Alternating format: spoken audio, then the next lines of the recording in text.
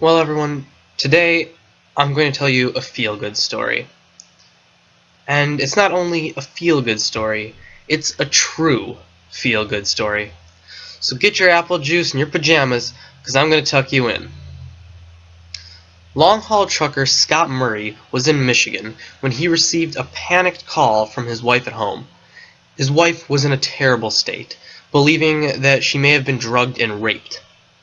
After immediately driving home, Murray took his wife to the ER, where they found no signs of rape. There was a strange burn found on her right shoulder, but little else. So Murray brought his wife home under the assumption that she'd had a bad dream. The next day, Murray went out into the garden and discovered 4 bizarre burn marks in the grass, in a circular formation. After looking above, he also noticed that a nearby tree had leaves 20 feet up that were burnt black. In the ensuing week, Murray took his wife for hypnotic regression therapy, whereupon she recalled being taken to heaven, in which the angels showed her the truth and the light.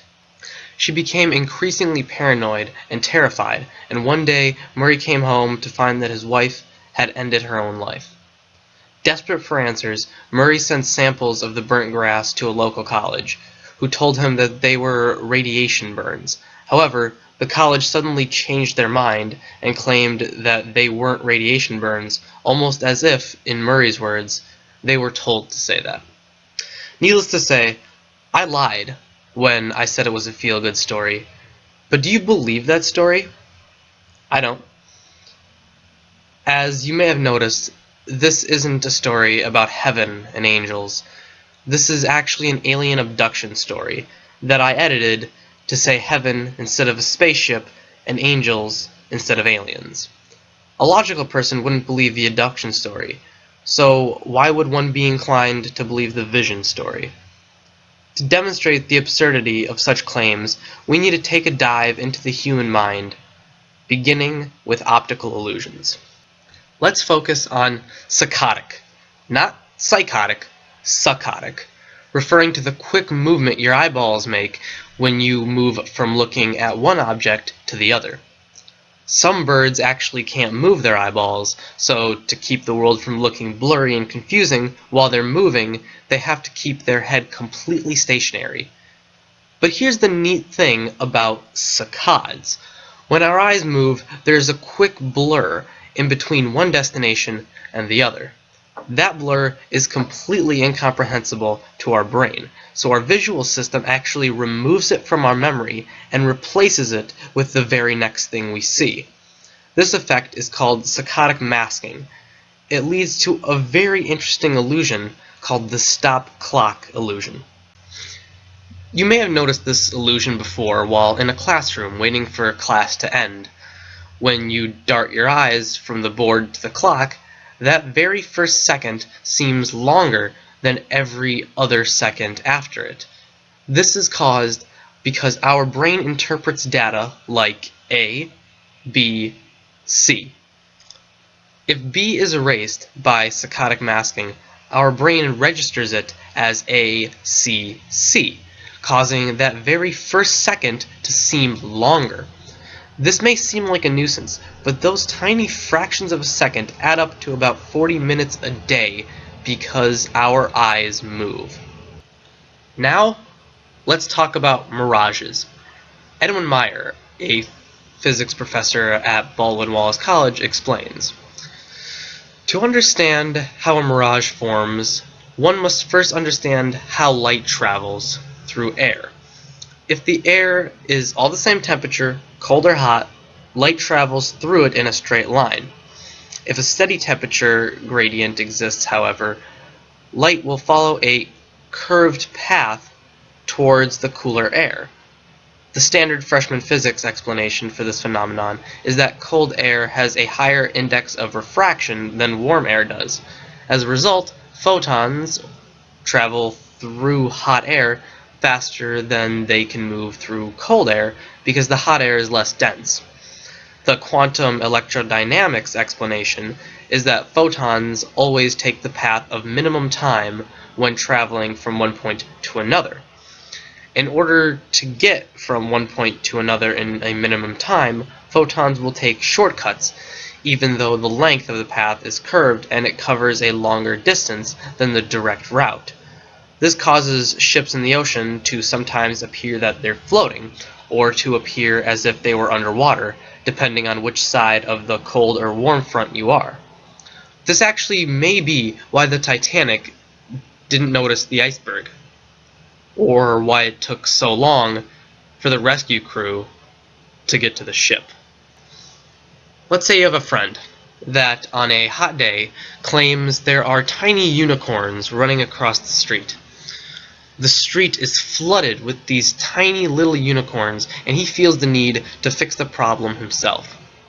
So he gives you a call and you rush over.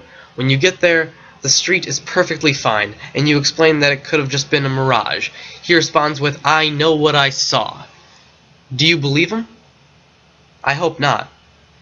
You have a naturalistic explanation of how this happened, and he has not demonstrated any evidence aside from his word. Sometimes when you see something, you see it. Other times when you see something, you just think you saw something else. There are times in our lives when we have a dream about a friend that we haven't thought about in years, and the next day that friend either messages you, sends you a postcard, or has some other contact with you. It's eerie, and you can't help but feel there is something supernatural going on. In 1947, a moped driver in Bermuda was killed when a taxi ran into him. 1 year later, that man's brother was killed while riding the same moped on the same street. He was hit by the same taxi driver who was carrying the same passenger. Here's something else weird. The digits in the speed of light are exactly the same as the latitude of the Great Pyramid of Giza. And as the anagram genius points out, all the world's a stage, but if you rearrange the letters in the meaning of life, it becomes the engine of a film, or more pessimistically, the fine game of nil. What does that all mean? Is it just a coincidence, or are there greater powers at work here? It's a coincidence. In fact, earlier I was at my favorite bar. I had the customers agree to an experiment. I was going to prove that one of them was a psychic. I split the room into two halves and I tossed a coin. I told one side of the room to really want it to come up tails, and the other half to really want it to come up heads. The left side got heads, so I knew the psychic was on the left side. I split that side and told one half tails and the other half heads. I did this successively until we had one person. That person was a psychic. After all, he did manage to get it right 5 times in a row. But if you think about the way the experiment was set up, we had to point out one person. The experiment was conducted in successive divisions, so he could have been thinking about ham and eggs and it would have given the same result. Strange things happen all the time, and sometimes they make it into a paper. If we realize that there are billions of people in the world, and only one of them has to write in with their uncanny experience, we realize that there is someone that is having an uncanny experience at this very moment that is absolutely meaningless. So next time someone comes up to you and tells you a story of their uncanny or telepathic experiences, think about that experiment and about how likely it would have been to come about anyways. We now understand that coincidences happen, and humans have the capability to misinterpret these as supernatural. We also realize that the human mind is very easily deceived, so we can think we saw things that we actually didn't see. Actually, I don't think we've talked about the latter enough yet, so let's see what hallucinations have to show. The human mind is very susceptible to delusion. Not only can it make you see things, but it can make you see things you already believe. As Marshall McLuhan put it, I wouldn't have seen it if I hadn't had believed it. We hear claims of visions and dreams, where Jesus or God speaks to someone and tells them their mission. If they lived in India, they would be saying the same thing about Shiva and Vishnu. If they lived in Afghanistan, they would be saying the same thing about Allah. If they lived in ancient Greece, they would be saying the same thing about Zeus or Apollo. If they had lived in Viking Norway, they would be saying the same thing about Thor. If they had lived in ancient Egypt, they would be saying the same thing about Horus. That's why it's extremely common for someone to say, you will find evidence for God if you accept Him into your heart. But are these people lying? I don't think so. Some of them might, but I think the majority are very sincere.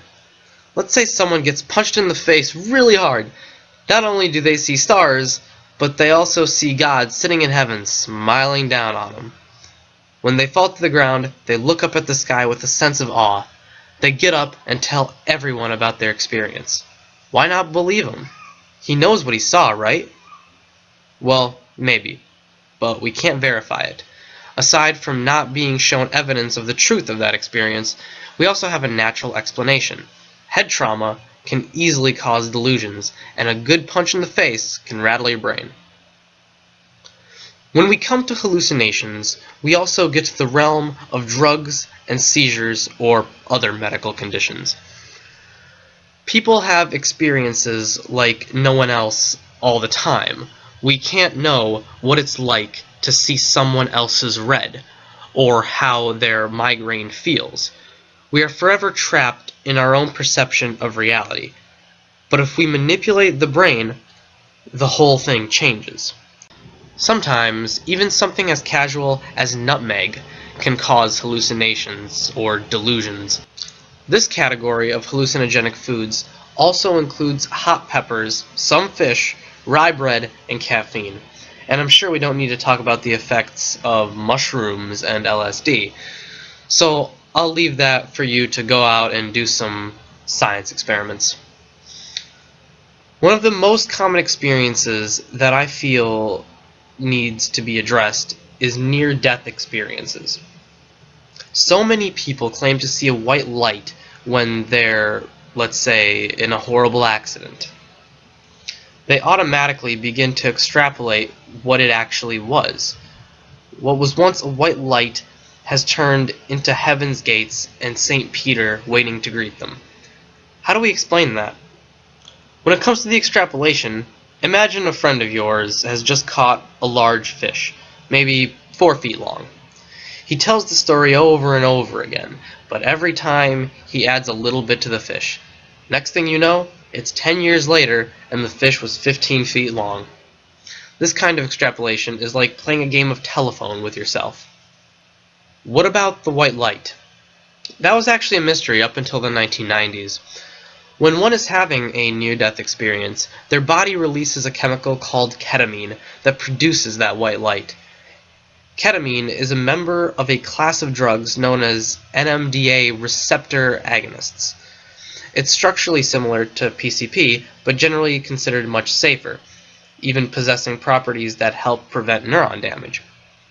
As the dosage increases, ketamine begins binding to a wider range of receptors, including opiate receptors and sigma receptors, some of which decrease the bioavailability and help prevent overdose. This built-in safeguard has made it a popular anesthetic. However, due to severe hallucinations it can cause, it is generally only used with other anesthetics to help ensure complete unconsciousness.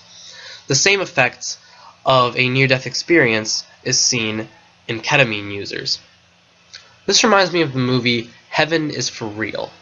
This movie is about a boy who allegedly went to heaven. It begins with the statement that any good movie starts with, based on a true story. It begins with the boy, who is the son of a preacher, I might add, listening to his mother talk about Christianity to a church group. The son runs outside to meet his dad when he comes home from work. His dad gets a call from the hospital saying that a follower of Jesus Christ, was dying. Being the great father he is, he decides to take his son into the room of a dying man. He takes the family on a little vacation, and the kids catch the flu. After 4 days, The daughter gets better, but the son just keeps getting worse. Just to grind it down for you, the boy almost dies during surgery and claims to see heaven. The father, a pastor, is actually very skeptical, so he goes to a psychologist to find another explanation. She asks if he actually died, because that's actually pretty important. You have to die to go to heaven, and the boy never actually died. She says he could have had an overactive imagination. He asks, how did he know his mother and I were praying in another room? She responds, well, you're Christian. I think he would assume that you're praying for him. Throughout the entire session, the father doesn't actually refute the counter-arguments. He just says, nah, I believe him. He blatantly shrugs off all other explanations and just assumes that he's right. There is a reason we have the scientific method. It is, at this point in time, our most reliable way of knowing things. It may be that, in the future, we will give up this scientific method and replace it with a new and improved one. But until that day, ridiculous claims like these must be tested and demonstrated. If they are not, the world will go into war over who had the right vision of the right God. As Richard Dawkins put it, growing up in the universe partly means evolving from simple to complicated, inefficient to efficient, brainless to brainy. But it also means growing out of parochial and superstitious views of the universe. Growing up to a proper scientific understanding of the universe based on evidence and public argument rather than authority or tradition or private revelation. Growing up means trying to understand how the universe works instead of copping out with supernatural ideas that only seem to explain things, but actually explain nothing.